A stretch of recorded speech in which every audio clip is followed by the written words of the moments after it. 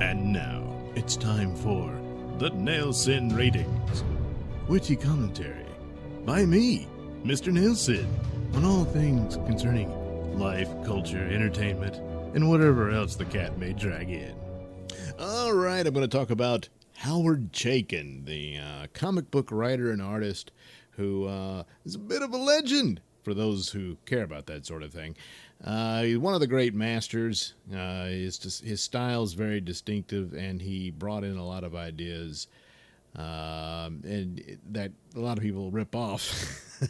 I think, as far as I know, he was one of the first that I've seen to use news media as a narrative device for a story. You saw it again and again, but Dark Knight Returns, of course, uses it. But American Flag, the comic book series that he introduced for the independent publisher First Comics in the early '80s, as far as, like I said, as far as I know, was one of the first to introduce that idea for his series American Flag. Now that one I hold as his best of what he's done. I've read in interviews where he thinks his series are two graphic novels, Times Square. There was 2 volumes of that. I'd heard there was thoughts of doing a third one, but he never did. But it's good. But for me, American Flag is better. And with American Flag, with the hero Reuben Flag, you really see the character of the leading man hero that Howard Chaykin typically uses in his stories, because it's basically himself. And and what his true talent is, as far as writing, is he's able to depict the asshole. His heroes are all assholes. They end up doing basically the right thing, but boy, are they assholes. And that happens again and again. He's done several things. Usually when it comes to Howard Chaykin, if he both wrote and drew it, it's going to be pretty good for what he can do. So a lot of stories where he just was the writer, it was hit and miss. He did one called Twilight where he's the writer, and that one, that's pretty good. That's a good series to look up. It depicts a possible future for all the old sci-fi characters that DC Comics owned, and they're not as heroic as they were originally depicted, but it's typical Howard. So it's pretty good. That's one to check out. But lately, he had a stint where he went and wrote for television and that sort of thing. He got out of comics for a while, and then he came back. The television experience wasn't that great for him. There was some good shows, and then some that were just terrible. And he got out of that. But Howard is an old lefty. He's pretty hardcore left, to the point of being bigoted against anybody who deviates from that. And he's proud of his blinders. He said that he knows better. Well, of course, nobody does. So it's a stupid admission on his part. But, well, that's the man. He's not going to change. So he's done a lot of different series. He did a sequel to his sort of supernatural porn series, Black Kiss. And it was interesting because that one does depict some transgender characters in both volumes. And that he didn't really get a whole lot of flack for that. But in today's world of gender politics that happens now, primarily because gay people aren't cool anymore, because the big push for gay people was marriage rights, and with the Supreme Court, well, it's legal, and so they're old news. So now it's time to move on to transgender people like that. So there's all kind of things you'll see here and there, over and over again, that crops up here and there. But Howard just had transgender characters in the story. They weren't necessarily bad people. Sometimes they were, and sometimes they were just, characters in there, and sometimes they were victims of things, and sometimes they weren't. They were just part of the cast of characters in his story, and he treated them like any other character. But no one really gives a damn about that. The rules for the cherished ones in this particular era. You just can't do certain things, apparently. So anyway, he's now got this series called Divided States of Hysteria. And, of course, everybody thinks it's an anti-Trump thing, but you got to give him some slack on that. Certainly, he does not like Trump, but this series was being put together before he knew that Trump would be president. So can't completely put that on him, but we'll see what future issues do. In the story, a woman is president, but only after a newly elected president has been assassinated. So there's this environment going on. And he's got the CIA in there, but they're pretty much depicted as a bunch of assholes, but not necessarily villains. At least not yet. Then it goes on in a series of these vignettes he does where he's introducing his cast for the series. So it shows a bunch of people committing mass murder. So we have a black man who kills white people because he doesn't like white people. So he's a black racist.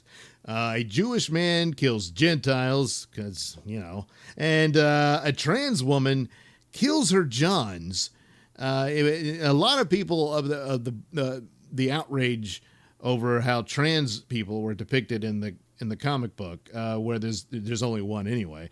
And in this particular scene, the transgender woman is a prostitute servicing 3 different men when suddenly one of them realizes she's not really a woman and freaks out over it, becomes violent, and she retaliates and kills all 3 of them. So, yeah. So there was a lot of different articles I saw where they were acting like she got killed and it was all gratuitous and everything. No, it was the other way around. But nevertheless, here it happens. She kills her Johns. And then there's an Italian guy who kills people because, well, he's just a serial killer, which I suppose you're supposed to immediately assume he's some kind of hitman, but he's doing it because he's a serial killer. Yeah, I don't really understand what the point there was, because each one had this sort of racist intent, or as in the case of the trans woman, she's, upset at men who don't accept her as a woman and all this sort of thing. And then it ends with a group of Muslim women blowing themselves up in New York City. Yeah. So Howard doesn't mess around. No one is particularly protected from being portrayed here in the capacity of human nature and its ability to be evil. Your skin color and gender will not protect you from that, as it shouldn't, because there's good and bad all over the place. It's the bad ones we have to worry about, but people just don't want to learn that lesson. All of this doesn't really matter that much to me. It's typical Howard, and if you don't know his work, then I guess it would have been pretty shocking to you, and you just don't read it. So that's pretty simple. In the back of the comic book, he left a statement in which he attacked the ideas of trigger warnings and social justice warriors as balkanizing nonsense. He's got a good point here, but I'm thinking this statement here really set off a lot of these guys so that they were pretty mad and decided to go after him as if he had attacked the trans community with this character, because that was one of the first things leveled against him. So he had that, and then Image Comics released the cover for an upcoming issue, which I think was supposed to be the second one. But anyway, in it, a man is seen being hung from outside of a theater or something like that, and his pants are down around his ankles, and his genitals have been mutilated. So apparently he's been killed by some bigots or white supremacists or something like that. And because he was a man of color, I'm not sure if he's supposed to be an Arab or Hispanic or what have you, but nevertheless not white. And the whole idea is the country's going insane, and everybody's a racist, and everybody's killing each other, and all this sort of thing. Meanwhile, this massive attack happened in New York, and that's where issue 2 opens up. And this guy who didn't see it coming, even though it was his job to, He's in a world of hurt, and now he's got this opportunity to make good amends, and he assembles a team out of these people who committed all these murders. So basically, that will be his Suicide Squad, just without the superpowers and outfits. This is kind of reminds me of he did a redo of the Challengers of the Unknown, where there was this team of unlikely partners who got assembled, and they were stooges for, of course, the corporate masters who really are the power of the world. I guess they like an Illuminati type people.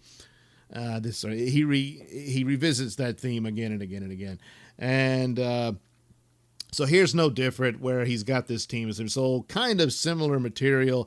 So if you're not a hardcore fan of Howard Chaykin, then this isn't for you, because it's not 2 issues in, it's not that great.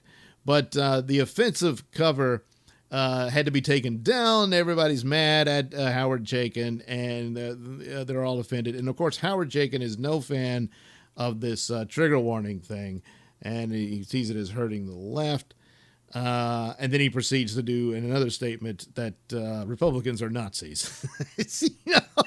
And so he does that, and he's like I said, he's hardcore left, but the young left of today are now eating their own, and they're eating the people who taught them what they know. So it's like when a guy like Howard Chaykin, who's a hardcore lefty and is just buried up, his head is so deep up his own ass on that.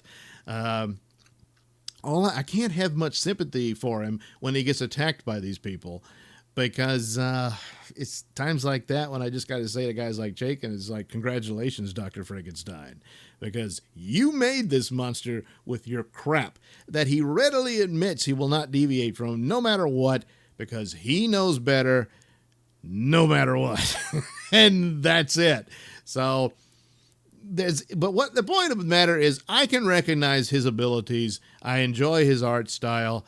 His crazy worldview and stuff becomes entertaining. And like I said, he's excellent at writing the asshole character.